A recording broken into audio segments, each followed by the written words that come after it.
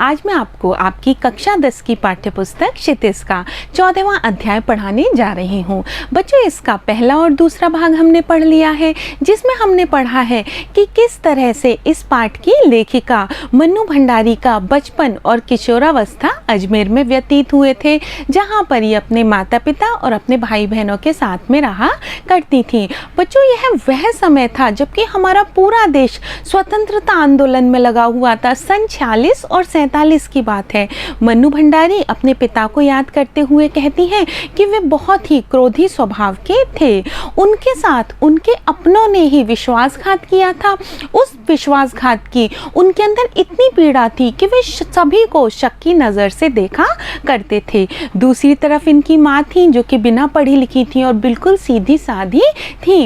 उन्होंने अपना पूरा ही जीवन अपने बच्चों को और अपने पति को समर्पित किया हुआ था।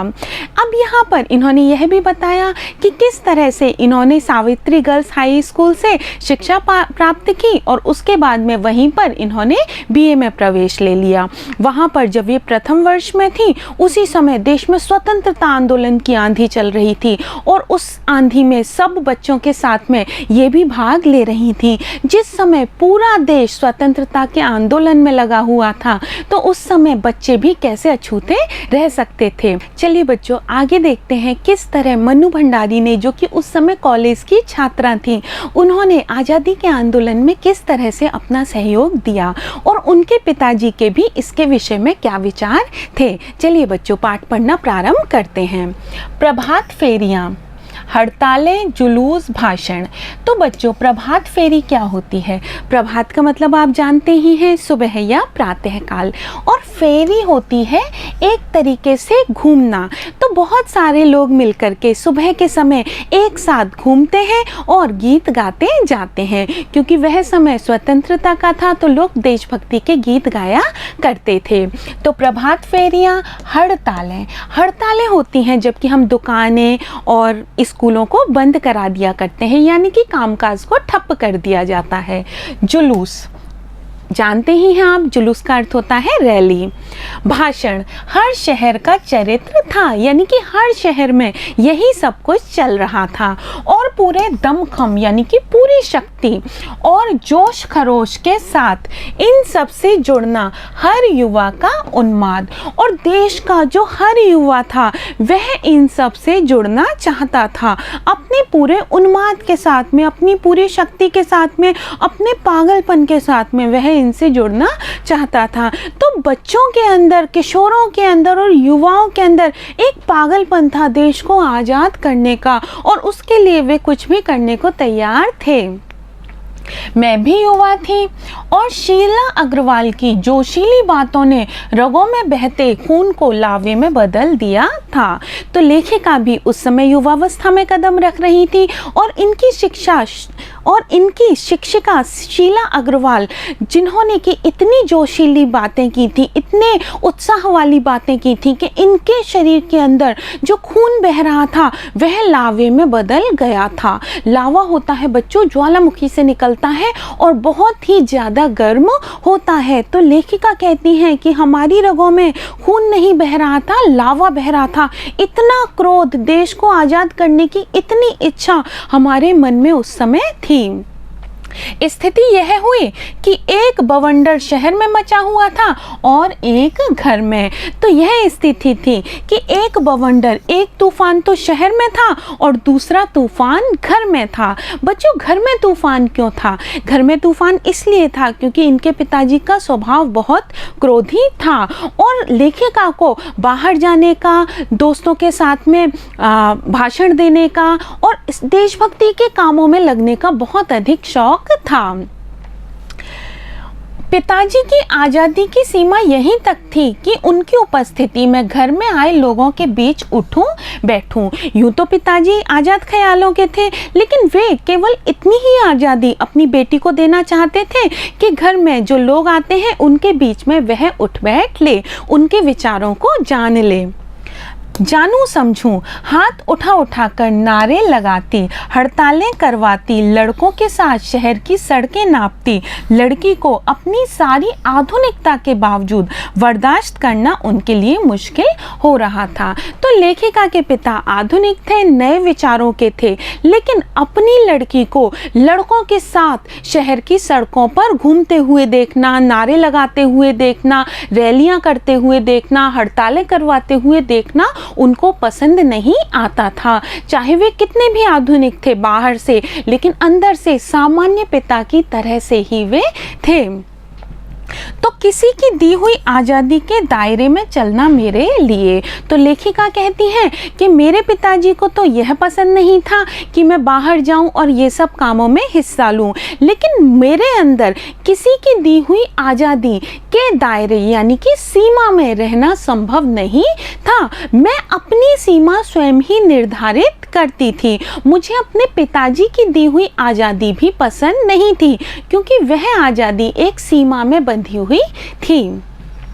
जब रगों में लहू की जगह लावा बहता हो, हमारे शरीर में तो लहू यानी कि रक्त के स्थान पर लावा बह रहा था। ज्वालामुखी से बहता हुआ एकदम गर्म लावा हमारे शरीर में बह रहा था, यानी कि इतना जोश था हमारे अंदर, इतना क्रोध था कि उसके कारण हम रुक ही नहीं सकते थे। तो सारे निषेध, निषेध का अर्थ होता है मना करना, सारे निषेध, सारी वर्जनाएं और सारा भय कैसे ध्वस्त हो जाता है। ध्वस्त हो जाना यानी कि नष्ट हो जाना, कि जब शरीर में खून की जगह लावा बह रहा हो तो चाहे कितने भी निषेध हो, चाहे कितनी भी मनाही हो, चाहे कितनी भी वर्जनाएं हो, वर्जनाएं होती हैं प्रतिबंध, चाहे कितने भी प्रतिबंध हो, और सारा भय, सारा डर कैसे ध्वस्त हो जाता है, कैसे नष्ट हो जाता है। यह तभी जाना, इस बात को तभी समझा, और अपने क्रोध से सबको थरथरा देने वाले पिताजी से टक्कर लेने का जो सिलसिला तब शुरू हुआ। और पिताजी जिनसे घर में हर कोई डरता था, हर कोई थरथराता था, उनसे मेरा टक्कर लेने का, टक्कर लेना यानी कि उनसे संघर्ष करना, क्योंकि पिताजी से इनके विचार नहीं मिलते थे, इसलिए उसी समय पिताजी से संघर्ष करने का जो सिलसिला शुरू हुआ। राजेंद्र से शादी की तब तक वह चलता ही रहा। तो बच्चों, मन्नू भंडारी ने राजेंद्र यादव जी से शादी की है, जो कि बहुत बड़े लेखक हैं, हिंदी साहित्य में उनका बहुत ही नाम है। तो लेखिका कहती है उस समय जबकि मैं कॉलेज में पढ़ती थी और मेरे अपने पिताजी से विचार नहीं मिलते थे, तो पिताजी से विचारों की टकराहट का जो सिलसिला शुरू हुआ था वह तब तक चलता रहा जब तक कि मैंने राजेंद्र यादव से शादी नहीं कर ली। यश कामना, यश का अर्थ आप जानते हैं बच्चों, प्रसिद्धि, और कामना इच्छा, प्रसिद्धि की इच्छा, बल्कि कहूँ कि यश लिप्सा, या फिर इसे यश लिप्सा भी कहा जा सकता है। लिप्सा का अर्थ होता है लालसा या लालच। तो यश कामना या यश लिप्सा पिताजी की सबसे बड़ी दुर्बलता थी, वह उनकी सबसे बड़ी कमजोरी थी। यश के लिए, प्रसिद्धि के लिए, नाम के लिए वे कुछ भी करने को तैयार हो जाते थे, और यही उन्हें अच्छा लगता था। वे यही चाहते थे कि उनके बच्चे भी उन्हीं के समान विशिष्ट बने, वे भी उन्हीं के समान यश प्राप्त करें। और उनके जीवन की धुरी था यह सिद्धांत कि व्यक्ति को कुछ विशिष्ट बनकर जीना चाहिए। वे मानते थे कि सामान्य जीवन नहीं जीना चाहिए, कुछ अलग करना चाहिए, कुछ विशिष्ट करना चाहिए, कुछ नया करना चाहिए, कुछ ऐसे काम करने चाहिए कि समाज में उनका नाम हो, सम्मान हो, प्रतिष्ठा हो, वर्चस्व हो। तो इंसान को ऐसा काम करना चाहिए जिससे कि समाज में उसे नाम मिले, सम्मान मिले, प्रतिष्ठा मिले। तो इस तरह के काम करना वे स्वयं पसंद करते थे, और यही उम्मीदें वे अपने बच्चों से भी लगाया करते थे। इसके चलते ही मैं एक बार उनके कोप से बच गई थी। कोप का अर्थ होता है बच्चों क्रोध। तो उनकी इसी इच्छा के कारण लेखिका कई बार उनके क्रोध से बच भी गई थी। एक बार कॉलेज से प्रिंसिपल का पत्र आया कि पिताजी आकर मिलें और बताएं कि मेरी गतिविधियों के कारण मेरे खिलाफ अनुशासनात्मक कार्यवाही क्यों ना की जाए। तो बच्चों उस समय लेखिका पूरी तरह से, जिस तरह से और बच्चे भी स्वतंत्रता के लिए जी तोड़ कोशिश कर रहे थे, पूरा देश कर रहा था, उसी तरह लेखिका भी कर रही थी। तो कॉलेज में हड़तालें करवाना, नारे लगवाना, वह इनका रोज का काम था। अब एक बार इनके कॉलेज से इनके पिताजी के लिए एक पत्र आया और उस पत्र में कहा गया कि आप कॉलेज आकर मिलिए और यह बताइए कि आपकी पुत्री के खिलाफ अनुशासनात्मक कार्यवाही क्यों ना की जाए, यानी कि आपकी पुत्री ने विद्यालय के और कॉलेज के अनुशासन को भंग किया है, तो इसलिए इसको स्कूल से, कॉलेज से क्यों नहीं निकाल दिया जाए। बच्चों हमारे विद्यालय में भी जब कोई बच्चा बहुत ज़्यादा शरारत करता है, अनुशासन में नहीं रहता है, तो उससे भी तो यही कहा जाता है कि अपने पिताजी को बुला कर लाना। इसी तरह से मन्नू भंडारी के पिताजी को भी कॉलेज से बुलाया गया। पत्र पढ़ते ही पिताजी आग बबूला। अब पिताजी ने जैसे ही पत्र पढ़ा वे तो क्रोधित हो गए, आग बबूला हो गए। आग बबूला होना एक मुहावरा होता है बच्चों, जिसका अर्थ होता है बहुत अधिक क्रोधित हो जाना, एकदम से हमें बहुत ज़्यादा क्रोध आ जाए, उसका अर्थ होता है आग बबूला होना। तो पिताजी तो पत्र को पढ़ते ही आग बबूला हो गए, यह लड़की मुझे कहीं मुँह दिखाने लायक नहीं रहेगी। तो मन्नू भंडारी पर उन्हें बहुत अधिक क्रोध आया। उन्होंने कहा यह तो हमें मुंह दिखाने लायक नहीं रहेगी, यानी कि हमें कहीं का भी नहीं छोड़ेगी, हमारी बेइज्जती करा करके मानेगी। पता नहीं क्या क्या सुनना पड़ेगा वहां जाकर। 4 बच्चे पहले भी पढ़े, किसी ने ये दिन नहीं दिखाया। गुस्से से भन्नाते हुए ही वे गए थे। तो जब वे कॉलेज गए, गुस्से में भन्नाते हुए गए थे, बहुत ज़्यादा क्रोधित होकर के गए थे। लौटकर क्या कहर बरपा होगा इसका अनुमान था। तो लेखिका को इस चीज़ का अनुमान था कि जब लौट कर आएंगे तो कैसा कहर बरपा होगा, कितनी दिक्कतें आई होंगी, कितनी मुसीबतें माँ को उठानी पड़ी होंगी, इस बात का उन्हें अंदाज़ा था। सो मैं पड़ोस के एक मित्र के यहाँ जाकर बैठ गई। माँ को कह दिया कि लौट कर बहुत कुछ गुबार निकल जाए, यानी कि उनके अंदर का जो गुबार भरा हुआ है, उनके अंदर जो बातें भरी हुई हैं, जब वो गुस्सा, जब वो गुबार निकल जाए तब बुलाना, तब मुझे बुला लेना, जिससे कि उनका क्रोध शांत हो जाएगा। तो कम से कम मुझे उनके क्रोध का भाजन नहीं बनना पड़ेगा।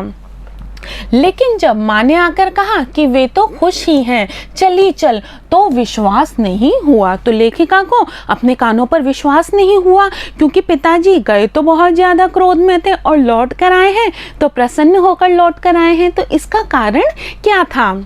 गई तो सही, लेकिन डरते डरते। सारे कॉलेज की लड़कियों पर इतना रौब है तेरा। तो इनके पिताजी ने क्या कहा, अरे सारे कॉलेज की लड़कियों पर तुम्हारा तो बहुत रौब है।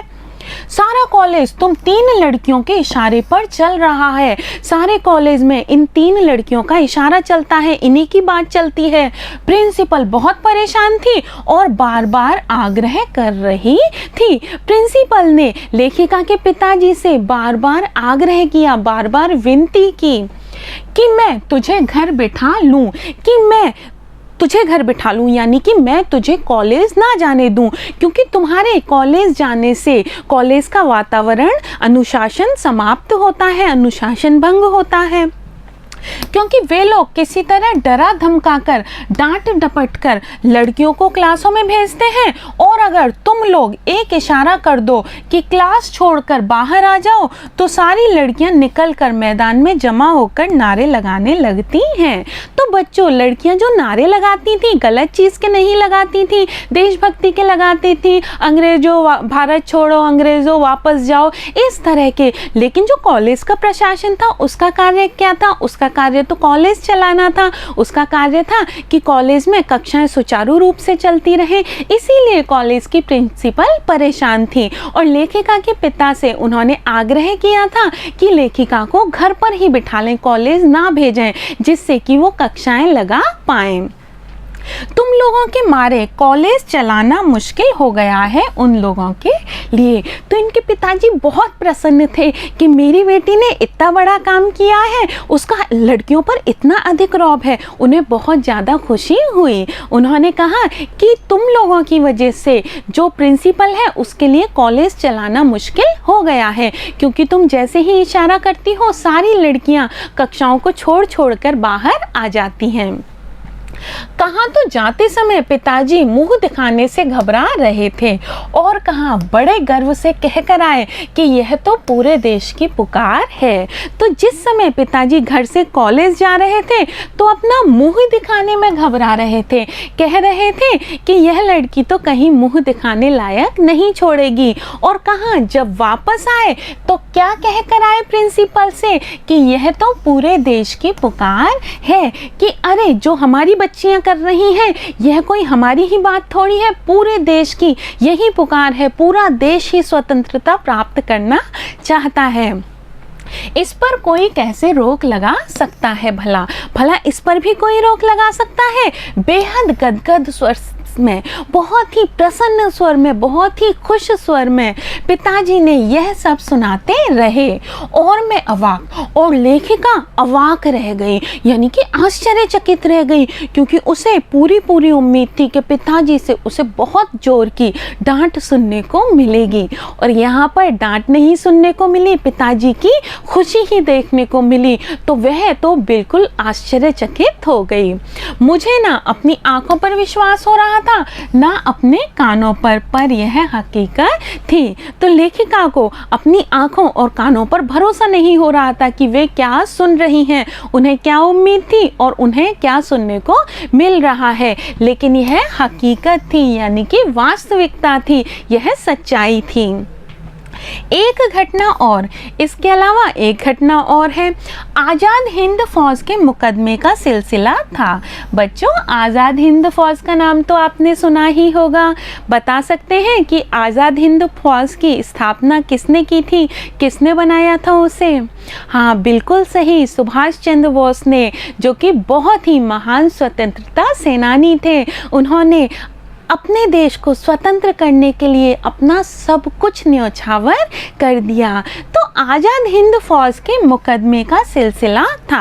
अब अंग्रेज सरकार ने आज़ाद हिंद फौज पर मुकदमा चलाया हुआ था और वही मुकदमा चल रहा था, उसी का सिलसिला चल रहा था। सभी कॉलेजों, स्कूलों, दुकानों के लिए हड़ताल का आह्वान था। पूरे देश में यही बात चल रही थी और पूरा देश उस मुकदमे का विरोध कर रहा था। तो विरोध करने का तरीका क्या था? विरोध करने का तरीका था कि सारे कॉलेजों में, सारे स्कूलों में, सारी दुकानों में हड़ताल कर दी जाए। आह्वान का अर्थ होता है बच्चों आमंत्रण या बुलाना। तो सारे स्कूल, कॉलेज, दुकानें, सब में हड़ताल का आह्वान किया गया था। हड़ताल के लिए सभी से कहा गया था। जो नहीं कर रहे थे, छात्रों का एक बहुत बड़ा समूह वहां जा जाकर हड़ताल करा रहा था। तो बहुत सारे लोग हड़ताल नहीं कर रहे थे, दुकानें खोल रहे थे, कॉलेज और स्कूल खोल रहे थे, लेकिन छात्रों के जो समूह थे वे टोलियों में बंधे हुए थे और वे टोलियों में जा जाकर उन स्थानों को बंद करवा रहे थे। यानी कि पूरी तरह से आज़ाद हिंद फौज के ऊपर जो मुकदमा था उसका विरोध किया जा रहा था और यह पूरे ही देश में हो रहा था। शाम को अजमेर का पूरा विद्यार्थी वर्ग चौपड़ मुख्य बाजार का चौराहा पर इकट्ठा हुआ। तो पूरे शहर का जो विद्यार्थी वर्ग था, चाहे वे स्कूल के विद्यार्थी थे, चाहे वे कॉलेज के विद्यार्थी थे, वे कहाँ पर इकट्ठे हुए? वे चौपड़ पर इकट्ठे हुए, जो कि मुख्य बाजार का चौराहा था। अधिकतर शहरों में मुख्य बाजार का जो सबसे बड़ा चौराहा होता है उसे चौपड़ ही कहा जाता है। तो चौपड़ पर सारा विद्यार्थी वर्ग इकट्ठा हुआ और फिर हुई भाषणबाजी और उसके बाद सबने भाषण दिए। उन भाषणों में जहाँ पर और लड़के भाषण दे रहे थे और लड़कियां भाषण दे रही थी, वहीं पर मन्नू भंडारी ने भी भाषण दिया था।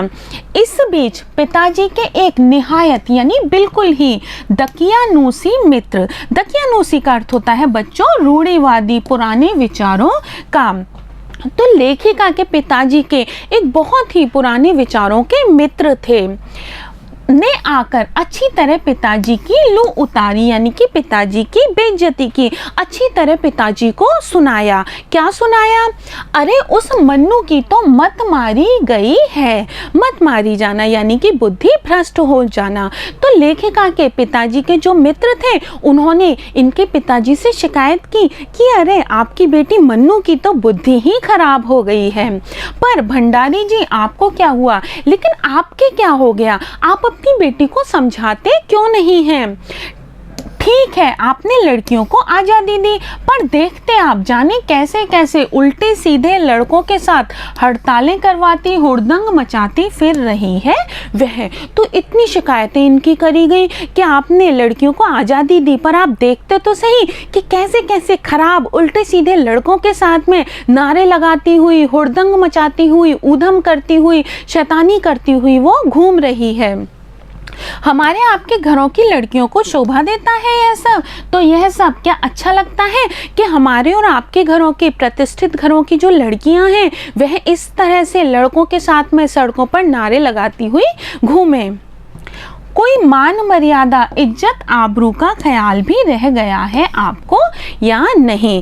क्या आपको मान मर्यादा, अपनी इज्जत का, अपने सम्मान का, अपनी मर्यादा का, अपनी सीमाओं का कोई ख्याल रह गया है? क्या आप उसके विचार, उसके विषय में कुछ सोचते समझते भी हैं या नहीं? वे तो आग लगाकर चले गए, यानी कि वे तो पिताजी को क्रोधित करके चले गए। आग लगाना होता है क्रोधित कर देना, तो पिताजी के वो तो आग लगा के चले गए और पिताजी सारे दिन भवकते रहे और पिताजी सारे दिन क्रोधित होते रहे, भवकते रहे, क्रोध करते रहे। बस अब यही रह गया है कि लोग घर आकर थू-थू करके चले जाएं। पिताजी कहते हैं हाँ, एक यही बात रह गई थी कि लोग घर आए और हमारे ऊपर थू-थू करें, यानी कि हमारी बेइज्जती करें। बंद करो अब इस मन्नू का घर से बाहर निकलना। अब यह मन्नू घर से बाहर नहीं जाएगी, इसका घर से बाहर निकलना अब बिल्कुल ही बंद करना पड़ेगा। इस सब से बेखबर मैं रात होने पर घर लौटी तो पिताजी के एक बेहद अंतरंग और अभिन्न मित्र ही नहीं, अजमेर के सबसे प्रतिष्ठित और सम्मानित डॉक्टर अंबालाल जी बैठे थे। इन सबसे बेखबर, यानी कि इनकी मुझे कोई भी खबर नहीं थी कि पिताजी को पता चल गया है कि मैं वहाँ पर भाषण दे रही हूँ, नारे लगा रही हूँ, इसका मुझे कुछ भी पता नहीं था। तो मैं जब रात होने पर घर आई तो पिताजी के बहुत ही अंतरंग, यानी कि बहुत ही करीबी और अभिन्न मित्र, जिनसे कि बिल्कुल भी भिन्नता नहीं होती, जो बिल्कुल अपने जैसे ही होते हैं, ऐसे मित्र ही नहीं, अजमेर के सबसे प्रतिष्ठित, जो कि बहुत अधिक अजमेर में सम्मानित हैं और सम्मानित डॉक्टर अंबालाल जी जो कि इनके पिता के बहुत करीबी मित्र थे और अजमेर के बहुत ही प्रतिष्ठित और सम्मानित व्यक्ति थे, वे पिताजी के पास में बैठे थे। मुझे देखते ही उन्होंने बड़ी गर्मजोशी से, यानी कि जोश से स्वागत किया। तो मन्नू भंडारी जैसे ही घर पहुंची, उन्होंने बहुत ही खुशी से, बहुत ही जोश से उनका स्वागत किया। आओ आओ मन्नू, मैं तो चौपड़ पर तुम्हारा भाषण सुनते ही सीधा भंडारी जी को बधाई देने चला आया। उन्होंने कहा अरे मैं तो तुम्हारा भाषण सुनते ही सीधे घर आ गया कि भंडारी जी को बधाई दूं कि ऐसी पुत्री के वे पिता हैं जिसने कि उनका नाम रोशन कर दिया है। I am really proud of you. मुझे तुम पर वास्तव में बहुत गर्व है। मुझे तुम्हारे ऊपर बहुत ज़्यादा गर्व की अनुभूति हो रही है। क्या तुम घर में घुसे रहते हो भंडारी जी? घर से निकला भी करो। तो उन्होंने मन्नू भंडारी के पिताजी से कहा अरे भंडारी जी, आप तो घर में ही घुसे रहते हैं, घर से निकला कीजिए। देखिए देश में क्या हो रहा है, शहर में क्या हो रहा है, दुनिया में क्या हो रहा है। देखिए मन्नू ने आज कैसा बड़ा काम किया है। You have missed something. You have missed something. Something का अर्थ होता है कुछ, missed का अर्थ होता है कुछ आपसे वंचित रह गया, यानी कि आप किसी चीज़ से वंचित रह गए, आपने किसी चीज़ को छोड़ दिया, आपको देखना चाहिए था। You have missed something। और वे धुआंधार, यानी कि लगातार तारीफ करने लगे, वे बोलते जा रहे थे और पिताजी के चेहरे का संतोष धीरे धीरे गर्व में बदलता जा रहा था। तो वे तो बोलते जा रहे थे और पिताजी के चेहरे पे जो संतुष्टि थी, दिन में तो उनके चेहरे पर क्रोध था, वे बहुत ज़्यादा गुस्सा थे, लेकिन शाम को उनके चेहरे पर संतुष्टि थी और वह संतुष्टि धीरे धीरे गर्व में बदलती जा रही थी जब उनके मित्र ने मन्नू भंडारी की बहुत अधिक प्रशंसा की। तो भीतर जाने पर माँ ने दोपहर के गुस्से वाली बात बताई तो मैंने राहत की सांस ली। जब ये अंदर गई, अपनी माँ के पास में घर के भीतर गई, तो माँ ने बताया कि दिन में तो कितना क्रोधित हो रहे थे। तब जाकर लेखिका ने राहत की सांस ली, यानी कि लेखिका को तब जाके महसूस हुआ कि चलो बाल बाल बच गए, कि अब कम से कम इनके क्रोध का भाजन नहीं बनना पड़ेगा, कम से कम पिताजी की डांट नहीं सुनने को मिलेगी। आज पीछे मुड़कर देखती हूँ तो इतना तो समझ में आता ही है कि क्या तो उस समय मेरी उम्र थी और क्या मेरा भाषण रहा होगा। लेखिका कहती है उस समय मेरी उम्र बहुत ही कम थी, कोई 17-18 साल की उम्र रही होगी, और क्या मैंने भाषण दिया होगा। उस उम्र में समझ ही कितनी होती है कि हम कोई बहुत अच्छा भाषण दे सकें। लेकिन यह तो डॉक्टर साहब का स्नेह था, यह तो डॉक्टर साहब का मेरे प्रति प्रेम था, मेरे प्रति लगाव था, जो उनके मुंह से प्रशंसा बनकर बह रहा था। या यह भी हो सकता है कि आज से 50 साल पहले अजमेर जैसे शहर में चारों ओर से उमड़ती भीड़ के बीच एक लड़की का बिना किसी संकोच और झिझक के यूं धुआंधार बोलते चले जाना ही इसके मूल में रहा हो। तो लेखिका कहती है कि उस समय उम्र कम थी, मुझे कुछ पता भी नहीं था, बिल्कुल अज्ञानी सी ही तो थी, तो क्या मैंने भाषण दिया होगा। लेकिन यह तो डॉक्टर साहब का प्रेम था कि उन्होंने मेरे भाषण की इतनी प्रशंसा की। या फिर यह भी हो सकता है कि उस समय अजमेर जैसे छोटे से शहर में आज से 50 साल पहले धुआंधार बोलती हुई, भाषण देती हुई लड़की को देखना ही अपने आप में एक नई अनुभूति हो, गर्व की अनुभूति हो। शायद उसी के कारण उनके मुख से स्नेह के रूप में वे शब्द निकल रहे थे। पर पिताजी, लेकिन मेरे पिताजी कितनी तरह के अंतर विरोधों के बीच जीते थे वे। उनके अंदर तो बहुत सारे अंतर विरोध थे, कितने सारे अंतर विरोधों के बीच में वो जीते थे। अंतर विरोध का अर्थ होता है अपने अंदर का विरोध, कि उनके अंदर इतनी सारी भावनाएं थी कि वे भावनाएं आपस में ही विरोध करती थी, आपस में ही वे भावनाएं टकराती थी। कहाँ तो दिन में जब उन्होंने यह बात सुनी कि बच्ची लड़कों के साथ में नारे लगाती हुई घूम रही है तो क्रोध के मारे पागल हो गए, और कहाँ शाम को यह सुना कि लड़की ने बहुत अच्छा भाषण दिया है तो वहीं पर गर्वित हो गए।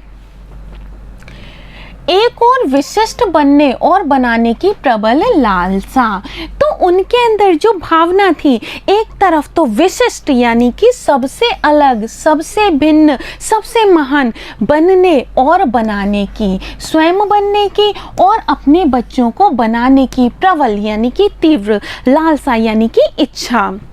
तो दूसरी ओर अपनी सामाजिक छवि के प्रति भी उतनी ही सजगता, लेकिन अपनी जो समाज में छवि थी, समाज में जो अपना नाम था, प्रतिष्ठा थी, उसके प्रति भी वे उतने ही सजग थे, उसके प्रति भी उतने ही जागरूक थे। पर क्या यह संभव है? लेकिन क्या यह बात हो सकती है? क्या यह संभव है? क्या पिताजी को इस बात का बिल्कुल भी एहसास नहीं था कि इन दोनों का तो रास्ता ही टकराहट का है?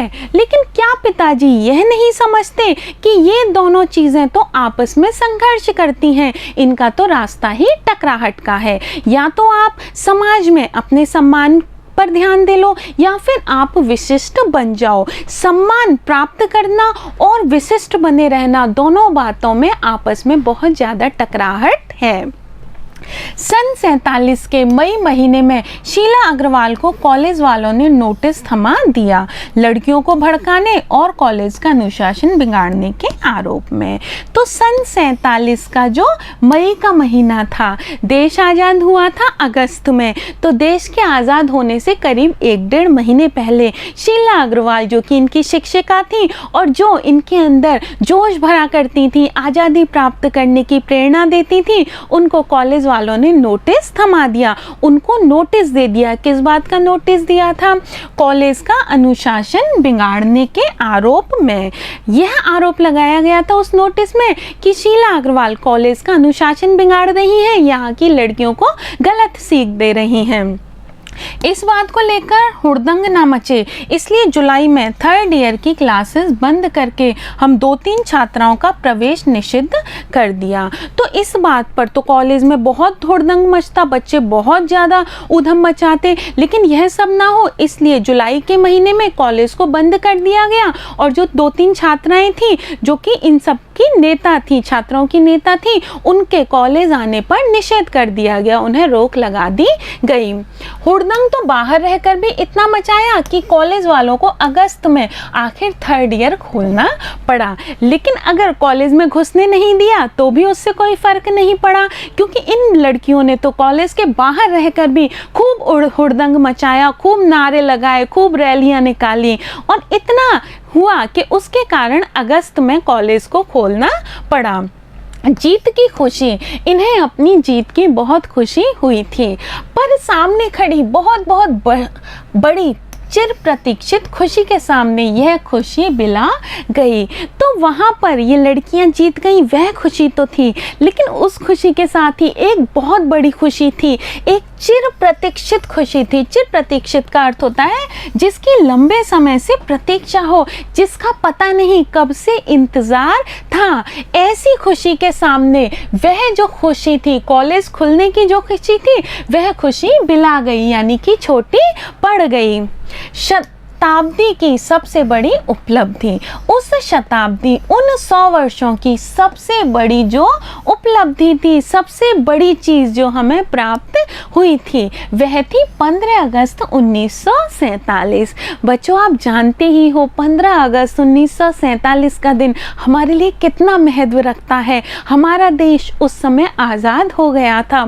आज बच्चों, आपने यह पाठ पढ़ा और देखा कि उस समय आपके बराबर के जो बच्चे थे, उन बच्चों के अंदर भी देशभक्ति की भावना कूट कूट कर भरी हुई थी। वे बच्चे भी अपने देश को आज़ाद कराने के लिए, सब कुछ समर्पित करने के लिए तैयार थे। बच्चों, यह पाठ आपने पढ़ा, इस पाठ को पढ़कर आपको पता चलता है किस तरह से सन 47 के दिनों में बच्चे, बड़े, छोटे, बड़े, गरीब, अमीर, सब लोग मिलकर के देश की आज़ादी में संलग्न थे। आपके बराबर के बच्चे भी उस समय अपने देश को आज़ाद देखना चाहते थे। बच्चों, हमने एक कहानी, यह भी पाठ पढ़ लिया है। यह मन्नू भंडारी की एक आत्मकथा है, जो कि यद्यपि सिलसिलेवार नहीं है, लेकिन फिर भी उसका एक छोटा सा अंश हमने पढ़ा और पढ़ करके बहुत ही आनंद आया। बहुत ही रोचक पाठ है। ऐसा लगता है जैसे कि हमारे साथ ही यह घटनाएं घटित हुई होंगी। बच्चों, अब मैं आपसे अगली कक्षा में मिलूंगी और इस पाठ के प्रश्नोत्तर कराऊंगी। नमस्कार।